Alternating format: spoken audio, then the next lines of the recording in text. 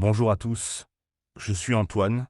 Gabriel, aujourd'hui j'aimerais te parler d'un sujet qui me tient vraiment à cœur. Bienvenue à Spoken French, cher auditeur. De quoi s'agit-il, Antoine? Tu sembles très enthousiaste. Absolument. Je voulais parler de l'importance de parler français avec confiance, même quand on fait des erreurs. J'ai rencontré une situation intéressante la semaine dernière qui m'a fait réfléchir. Oh, raconte-moi, qu'est-ce qui s'est passé?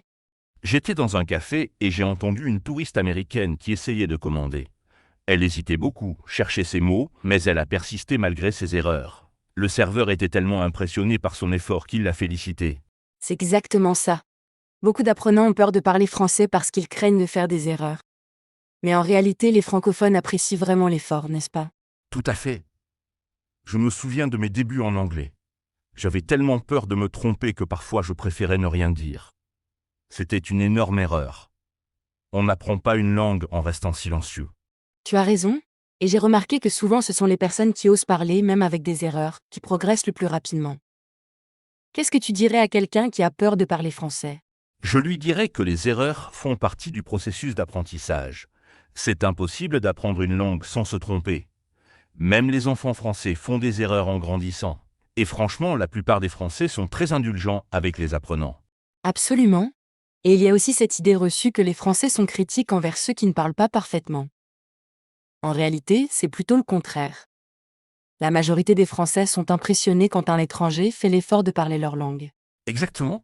Et puis, il faut se rappeler que l'objectif n'est pas la perfection, mais la communication. Si la personne en face de toi comprend ce que tu veux dire, c'est déjà une victoire. Tu as tout à fait raison.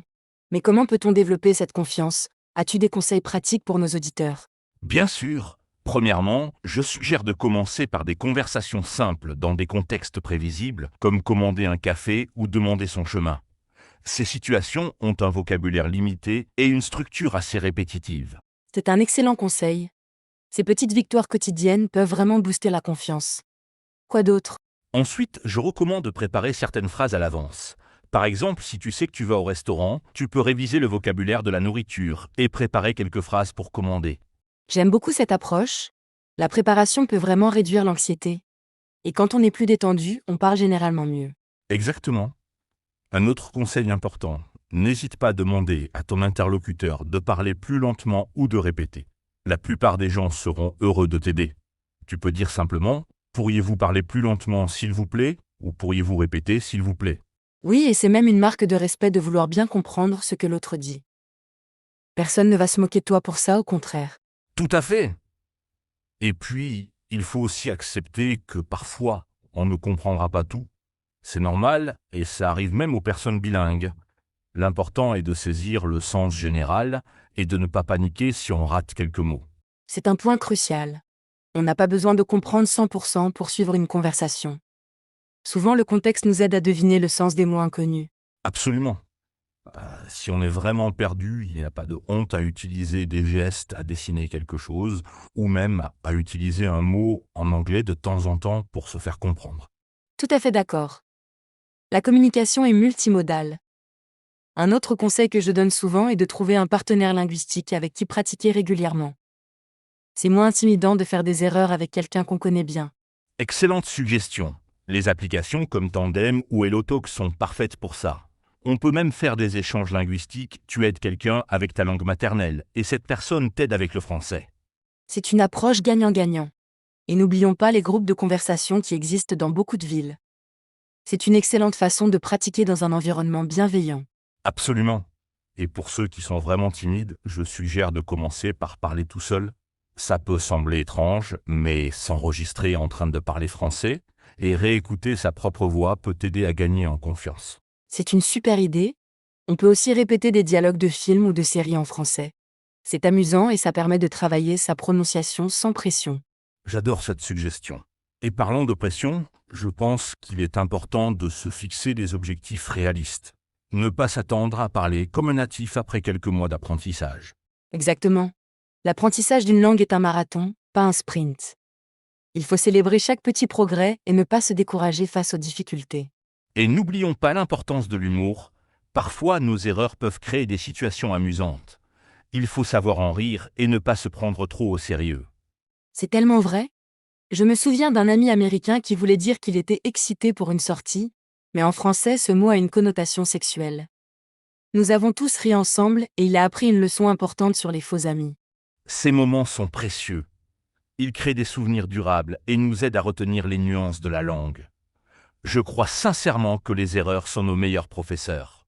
Absolument. Et puis il faut aussi se rappeler que même les natifs font des erreurs. La langue française est complexe, avec beaucoup d'exceptions et de subtilités. C'est vrai. Personnellement, il m'arrive encore de douter de l'orthographe de certains mots ou de la conjugaison de verbes irréguliers. Personne n'est parfait, même pas les Français. Exactement. Et d'ailleurs, le français parlé est souvent très différent du français académique qu'on apprend dans les livres. Les natifs utilisent beaucoup d'expressions familières, font des contractions, des élisions. Tout à fait. C'est pourquoi il est si important de s'exposer au français authentique à travers des films, des séries, des podcasts comme le nôtre, pour s'habituer à la façon dont les Français parlent réellement. C'est une excellente remarque. Et pour nos auditeurs qui veulent pratiquer leur français, rappelez-vous que les erreurs sont normales et nécessaires. Comme le dit le proverbe, c'est en forgeant qu'on devient forgeron. Exactement. Et un dernier conseil, essayez de penser en français, pas juste de traduire mot à mot depuis votre langue maternelle. Ça demande de la pratique, mais ça fait une énorme différence dans la fluidité. Et un conseil précieux, quand on arrête de traduire mentalement et qu'on commence à penser directement en français, on gagne énormément en naturel et en rapidité. Absolument. Et n'oubliez pas que chaque conversation est une opportunité d'apprentissage. Même si vous faites des erreurs, vous progressez à chaque fois que vous ouvrez la bouche pour parler français. C'est la mentalité parfaite à adopter. Alors, chers auditeurs, n'ayez pas peur de parler français, même imparfaitement. Votre accent unique fait partie de votre charme et de votre identité. Tout à fait. Et rappelez-vous que la majorité des francophones apprécient sincèrement votre effort pour parler leur langue. C'est un signe de respect et d'ouverture culturelle.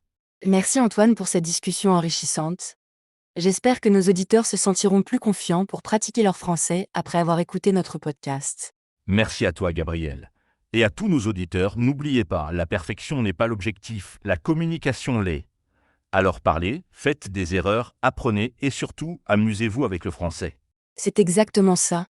Et nous adorerions entendre vos expériences. N'hésitez pas à partager dans les commentaires une situation où vous avez osé parler français malgré vos craintes. Oui, racontez-nous vos succès, vos défis, vos moments drôles.